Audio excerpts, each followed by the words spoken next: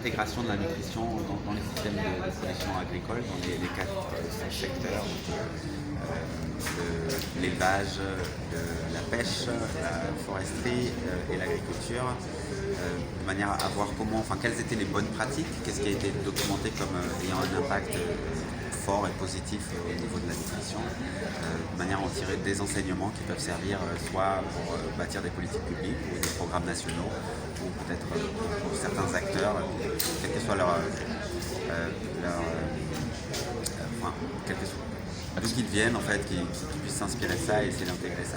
Et quand je parle de multiples acteurs, je parle donc évidemment des représentants des ministères, donc des experts qui viennent des ministères, des experts qui viennent du système des Nations Unies, des instituts de recherche, et aussi de la société civile, qu'elle soit locale ou même des ONG internationales. Ok, qu'est-ce que Action contre la faim pourrait faire comme proposition pour essayer de mieux intégrer la nutrition dans les politiques nationales? Alors, nous c'est notre travail quotidien, le ACF. Alors ici en Côte d'Ivoire, je peux en parler peut-être un peu plus à l'aise, plus aisément. Notre but, c'est de contribuer humblement à voir comment on peut améliorer certaines choses, alors que ce soit au niveau des politiques publiques, au niveau de leur intégration. On travaille de manière très rapprochée avec le gouvernement et ses représentants, les différents ministères impliqués. Comme ça a été dit, l'approche doit être multisectorielle. Je l'ai dit aussi dans mon propos liminaire, pour moi, changer les choses, puisqu'on parle de changer les choses, ça prend un village. On peut essayer autant qu'on veut de notre côté, si on n'arrive pas à convaincre tout le monde qu'il faut qu'on marche tous dans la même direction, c'est difficile. Et une bonne manière d'y arriver, c'est essayer d'impliquer les gens autour de réflexion pour essayer de dégager quelles sont les bonnes pratiques et surtout d'adosser ça à des preuves qui indiquent que c'est pas une théorie qui est sortie d'un chapeau, mais que c'est vraiment quelque chose qui est démontrable, qui peut être répété et qui doit être adopté largement.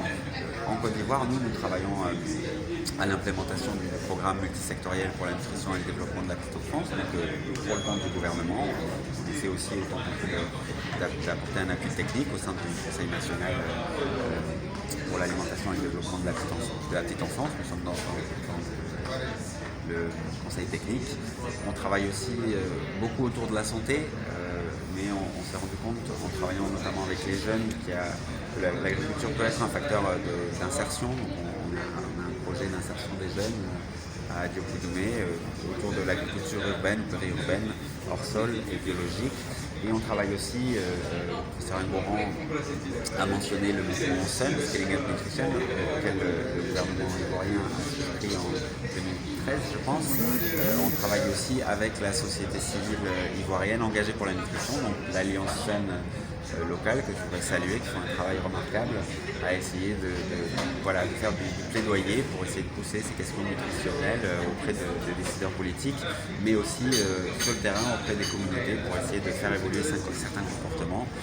Vous me demandiez qu'est-ce que l'ACF voudrait changer. Alors il y a beaucoup de choses à faire, je pense, autour des systèmes agricoles, essayer de promouvoir une agriculture peut-être plus diversifiée, moins basée sur la rente mais plus diversifiée, qui permet d'avoir des revenus tout au long de l'année, et puis aussi de nourrir sa famille, ses enfants avec des aliments qui sont plus diversifiés, je pense que c'est le cas de le dire. Et je pense qu'il y a aussi beaucoup de choses à faire en termes d'éducation nutritionnelle sur l'allaitement exclusif jusqu'à 6 mois, qui est quand même une des interventions les plus simples à mettre en œuvre pour essayer de réduire la malnutrition. Et ensuite, comment on commence à alimenter un enfant quand il a 6 mois? Qu'est-ce que c'est qu'une alimentation équilibrée? Quels sont les différents groupes d'aliments?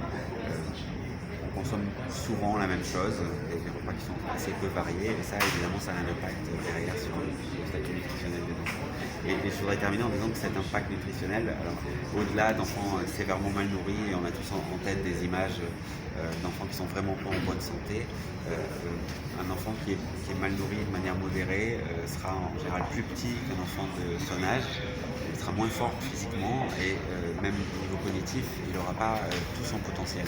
Et en bout de course, ça, c'est quelqu'un qui, une fois adulte, sera moins productif qu'un autre adulte ou qu'un de ses pairs qui lui a été bien nourri. Et en bout de course encore, pour parler simplement avec des indicateurs que tout le monde connaît, c'est des points de produit intérieur brut en moins. C'est quelque chose qui freine, et je pense que ça c'est démontré, le développement des pays de la sous-région. C'est pour ça qu'on considère que c'est important d'investir dans la nutrition, et c'est pour ça qu'on est content en tout cas de pouvoir essayer de stimuler et de coordonner des discussions autour des bonnes pratiques pour qu'on voit comment on peut intégrer ces questions-là à tous les secteurs, parce qu'on pense vraiment que tous les secteurs doivent être impliqués. Merci.